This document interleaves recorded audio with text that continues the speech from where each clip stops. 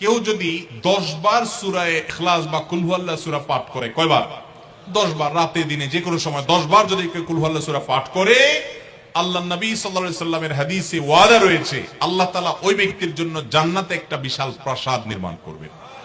দুনিয়ার কোনো প্রাসাদ না ভাই, পামজমারার প্রাসাদ না ভাই, এটা কোনো দুবাই বা পৃথিবীর কোনো গুরুত্বপূর্ণ জায়গার লোভনীয় কোনো আকর্ষণীয় কোনো জায়গার প্রাসাদ না ভাই, জান্নাতের প্রাসাদ। দুনিয়ার প্রাসাদ রেখে চলে যেতে হবে, জান্নাতের প্রাসাদ যে একবার পেয়ে যাবে অনন্ত অসীমকাল পর্যন্ত আর তার সেখান থেকে বের হতে হবে না, তার থেকে ছুটবে না। আল্লাহ আমাদের সবাইকে ফজিলত অর্জন করার তৌফিক দান করুন, বলুন আমিন। তাহলে সূরা ইখলাস 10 বার মাঝে মধ্যে পড়তে যদি আমরা চেষ্টা করি, পুরা সূরাটা একবার পড়তে 1 মিনিট সময় কিন্তু লাগে না। কুল হুয়াল্লাহু আহাদ আল্লাহুস সামাদ লাম ইয়ালিদ ওয়া লাম ইউলাদ ওয়া লাম ইয়াকুল লাহু কুফুয়ান আহাদ। কয় সেকেন্ড সময় লাগছে? 20 সেকেন্ড, 25 সেকেন্ড। আপনি চাইলে 1 মিনিটে 3 বার কুল হুয়াল্লাহ সূরা পড়তে পারেন, তার মানে 1 মিনিটে পুরো কোরআন খতম দেওয়ার সওয়াব আপনি লাভ করতে পারেন। তাহলে অবসর সময়গুলোতে আমরা মুখস্থ তো সবারই আছে, পড়ার চেষ্টা করব না ইনশাআল্লাহ।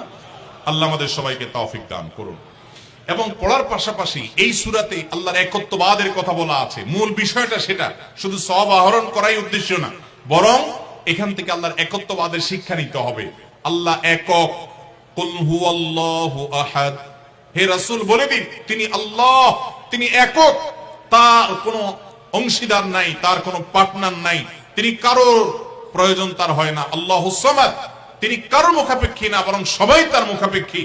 লাম ইয়ালিদ ওয়া লাম ইউলাদ, তাকে কেউ জন্ম, তিনি কাউকে জন্ম দেননি আর তাকেও কেউ জন্ম দেয়নি।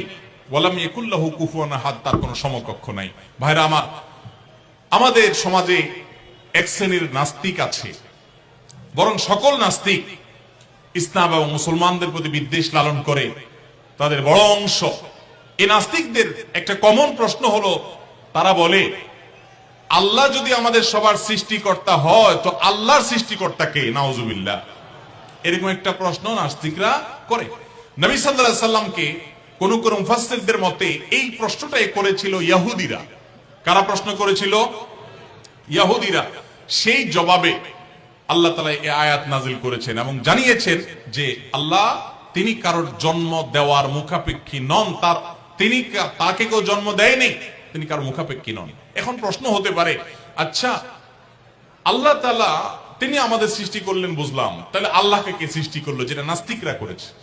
এই প্রশ্নটা একটা অমূলক প্রশ্ন এবং ভুল প্রশ্ন। এই প্রশ্নটা একটা ভুল প্রশ্ন। কিভাবে ভুল প্রশ্ন? আল্লাহ তাআলা কি সৃষ্টি না স্রষ্টা? সবাই উত্তর দেন। আল্লাহ কি সৃষ্টি নাকি সৃষ্টিকর্তা? আল্লাহ যদি সৃষ্টিকর্তা হন, স্রষ্টা হন, তাহলে তার আবার যদি সৃষ্টিকর্তা খোঁজেন, সৃষ্টিকর্তার জন্য যদি আবার সৃষ্টিকর্তা খোঁজেন, তাহলে তিনি তো আর সৃষ্টিকর্তা হলেন না, তাহলে তিনি সৃষ্টি হয়ে গেলেন। কথা বুঝেন নাই? যার স্রষ্টা থাকে তাকে সৃষ্টি বলে। আমার একজন স্রষ্টা, এক সত্তা আছে, স্রষ্টা, যিনি আমাকে সৃষ্টি করেছেন, আপনাকে সৃষ্টি করেছেন, তাহলে আমরা হলাম সৃষ্টি। যাকে কেউ সৃষ্টি করে তিনি হলেন সৃষ্টি। আমাদের আল্লাহর যদি আরেকজন স্রষ্টা আপনি খোঁজেন, তার মানে আপনি আল্লাহকে সৃষ্টি মনে করতেছেন। আসলে আল্লাহ তো সৃষ্টি না, তিনি হলেন কে? স্রষ্টা। স্রষ্টার আর কোন সৃষ্টিকর্তার প্রয়োজন। যদি বলেন যে আল্লাহরও আবার সৃষ্টিকর্তা লাগবে, তখন তো প্রশ্ন আসবে সেই সৃষ্টিকর্তার আবার সৃষ্টিকর্তা কে? এইভাবে তো অনন্ত অসীমকাল পর্যন্ত যেতে থাকবে, এটা তো হতে পারে না। এই জন্য পৃথিবীর সব কিছু, সৃষ্টি জগতের সব কিছু কোনো কারণ ছাড়া হয় না। এক মহান সত্তা আল্লাহ রাব্বুল আলামিন, তিনি এমন এক সত্তা যে তিনি নিজে সবকিছু সৃষ্টিকর্তা, তাকে কেউ সৃষ্টি করেন নাই। তার আগে চিন্তা করে যদি আপনি হয়রান হন তো আল্লাহর কাছে পানা চাইবেন, বরং এই চিন্তা না করে আপনি আল্লাহর প্রতি ঈমান আনবেন, শয়তান থেকে পানা চাইবেন। এই যে 3 কুল, এই 3 কুলের আমল এত গুরুত্বপূর্ণ যে আপনাকে শয়তান যখন মনের ভিতর আল্লাহর অস্তিত্ব নিয়ে বাজে চিন্তা করায়, আমাদের কাছে যেসব প্রশ্ন আসে আজকাল, শত শত প্রশ্ন আসে যে হুজুর হঠাৎ করে মনের মধ্যে আল্লাহ সম্পর্কে বাজে চিন্তা আসে, খারাপ চিন্তা আসে, খারাপ কথা মনের মধ্যে আসে, এটা শয়তান করা।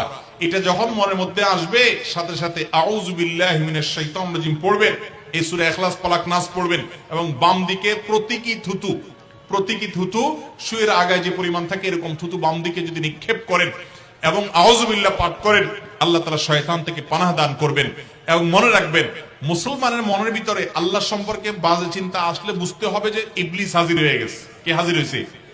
ইবলিস আমার মনের ভিতরে কুচিন্তা ঢুকাচ্ছে। এটা মনে হওয়ার সাথে সাথে আমি আরো জোরসে বলবো, কুল হুয়াল্লাহু আহাদ আল্লাহুস সামাদ লাম ইয়ালিদ ওয়া লাম ইউলাদ ওয়া লাম ইয়াকুল লাহু কুফুয়ান আহাদ। আল্লাহ আমাদের সবার ঈমানকে হেফাজত করার তৌফিক দান করুন।